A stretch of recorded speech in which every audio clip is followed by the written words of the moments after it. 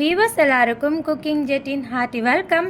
இந்த வீடியோவில் பச்சை பயிறு குழம்பு எப்படி செய்யறதுன்னு பார்க்க போகிறோம். லஞ்சுக்கு வெஜிடபிள்ஸ் எதுவுமே சேர்க்காம ஹெல்த்தியாக ஒரு குழம்பு ட்ரை பண்ணணும்னு விருப்பப்பட்டிங்கன்னா இந்த பச்சை பயிறு குழம்பை நீங்கள் ட்ரை பண்ணி பாருங்கள். ரொம்பவே நல்லாயிருக்கும். சாப்பாட்டுக்கு மட்டும் இல்லைங்க, சப்பாத்தி ஃபுல்காக்கு கூட நம்ம இந்த குழம்பு வந்து சைட் டிஷ்ஷாக வச்சுக்கலாம். இந்த குழம்பு உங்களுக்கு பிடிச்சிருந்ததுன்னா மறக்காமல் லைக் போட்டுருங்க. நம்ம சேனலில் அப்லோட் பண்ணுற ரெசிபி வீடியோஸ்லாம் பார்க்கணும்னா அதுக்கு சப்ஸ்கிரைப் பண்ணி பெல் பட்டனை மறந்துடாமல் அழுத்தி வச்சுக்கோங்க. அப்போ தான் நான் அப்லோட் பண்ணுற ரெசிபி வீடியோஸ்லாம் உங்களுக்கு உடனுக்குடனே நோட்டிஃபிகேஷனில் காட்டும். இப்போ வாங்க இந்த பச்சை பயிறு குழம்பை எப்படி செய்யறதுன்னு பார்க்கலாம்.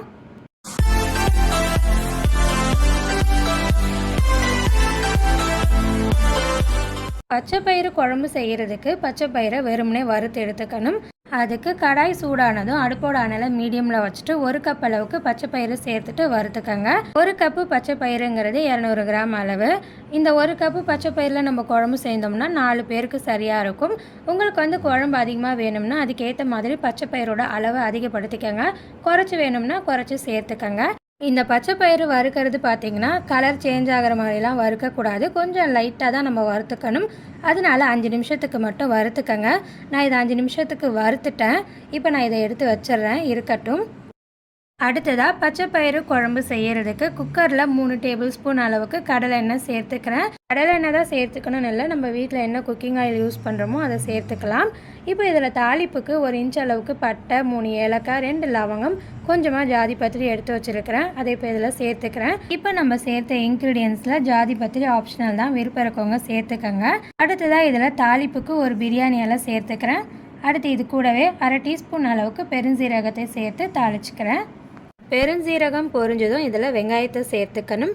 நான் ஒரு வெங்காயத்தை ரஃப்பாக கட் பண்ணி எடுத்து வச்சுருக்கிறேன். அதை இப்போ இதில் சேர்த்துக்கிறேன். அடுத்து இது கூடவே ஒரு கொத்து கருவேப்பிலையை சேர்த்துக்கிறேன். கருவேப்பிலை சேர்த்ததுக்கு அப்புறமா இந்த வெங்காயத்தை வதக்கிக்கணும்.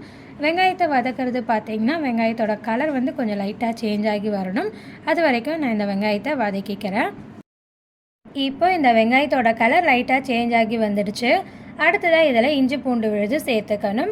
நான் வந்து இந்த இஞ்சி பூண்டு விழுது பேஸ்ட் ரெடி பண்ணுறதுக்கு 8 பல்லு பூண்டு, ஒரு சின்ன துண்டு அளவுக்கு இஞ்சி சேர்த்து இஞ்சி பூண்டு விழுது ரெடி பண்ணியிருக்கிறேன். இப்போ இதை சேர்த்துட்டு பச்சை வாசனை போக வதக்கிக்கிறேன். இஞ்சி பூண்டு விழுது சேர்த்ததுக்கு அப்புறமா அடுப்போட அனலை குறைச்சிட்டு வதக்கிக்கங்க. அப்போ தான் நமக்கு இஞ்சி பூண்டு விழுது அடி பிடிக்காமல் பச்சை வாசனை போகிறதுக்கு நல்லா வதங்கும். இஞ்சி பூண்டு விழுதோட பச்சை மணம் போயிட்டு நல்ல வாசனை வர்றதுக்கு ஆரம்பிச்சிருச்சு. இந்த டைமில் 2 மீடியம் சைஸ் தக்காளியை பொடியாக கட் பண்ணிவிட்டு சேர்த்துக்கணும். சேர்த்துட்டு இந்த தக்காளி நல்லா மசிஞ்சு வதங்குற வரைக்கும் வதக்கிக்கங்க. தக்காளி இப்போ நல்லா வதங்கி வந்துடுச்சு. அடுத்ததாக இதில் 1 டீஸ்பூன் அளவுக்கு மிளகாய் தூள் சேர்த்துக்கிறேன்.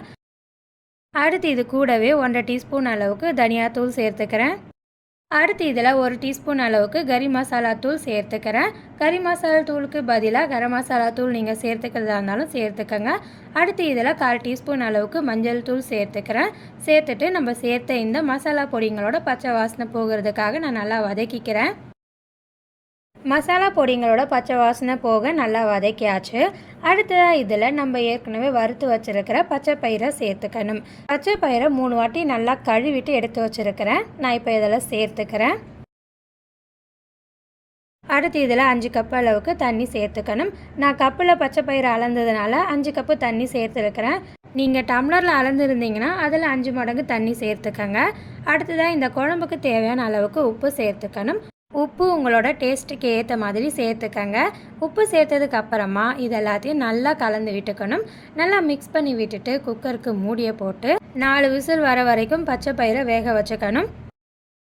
பச்சை பயிரை 4 விசில் வேக வச்சதுக்கு அப்புறமா அடுப்பை ஆஃப் பண்ணிவிட்டு குக்கரில் இருக்க ப்ரெஷர் வந்து தானாக ரிலீஸ் ஆகணும். அது வரைக்கும் வெயிட் பண்ணிவிட்டு அதுக்கப்புறமா குக்கரை திறந்துக்கங்க.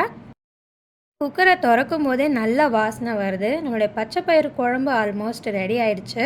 இப்போ இந்த பச்சை பயிறு பார்த்திங்கன்னா குழையாமல் நல்லா வெந்திருக்கு. இந்த மாதிரி தான் வேக வச்சுக்கணும். நான் உங்களுக்கு எடுத்து காட்டுறேன் பாருங்கள். பச்சை பயிரை எடுத்து நம்ம நசுக்கி பார்த்தோம்னா நல்லா வெந்திருக்கணும், ஆனால் குழஞ்ச மாதிரி இருக்கக்கூடாது. இந்த மாதிரி பாதத்துக்கு வேக வச்சுக்கோங்க. இப்படி நம்ம வேக வச்சாதான் நமக்கு வந்து சாப்பாட்டோட நல்லா மென்று சாப்பிடும்போது டேஸ்ட்டு நல்லாயிருக்கும். இப்போ இதில் கட் பண்ண கொத்தமல்லியை சேர்த்துட்டு மிக்ஸ் பண்ணி விட்டுக்கிறேன். அவ்வளோதாங்க, நம்மளுடைய பச்சை பயிறு குழம்பு ரெடி ஆயிடுச்சு. இந்த குழம்பு உங்களுக்கு பிடிச்சிருந்ததுன்னா மறக்காமல் லைக் போட்டுருங்க. நம்ம சேனலில் அப்லோட் பண்ணுற ரெசிபி வீடியோஸ்லாம் தொடர்ந்து பார்க்கணும்னா அதுக்கு சப்ஸ்கிரைப் பண்ணி பெல் பட்டனை அழுத்தி வச்சுக்கோங்க. அடுத்து நல்ல ஒரு ரெசிபி வீடியோவில் பார்க்கலாம். நன்றி, வணக்கம்.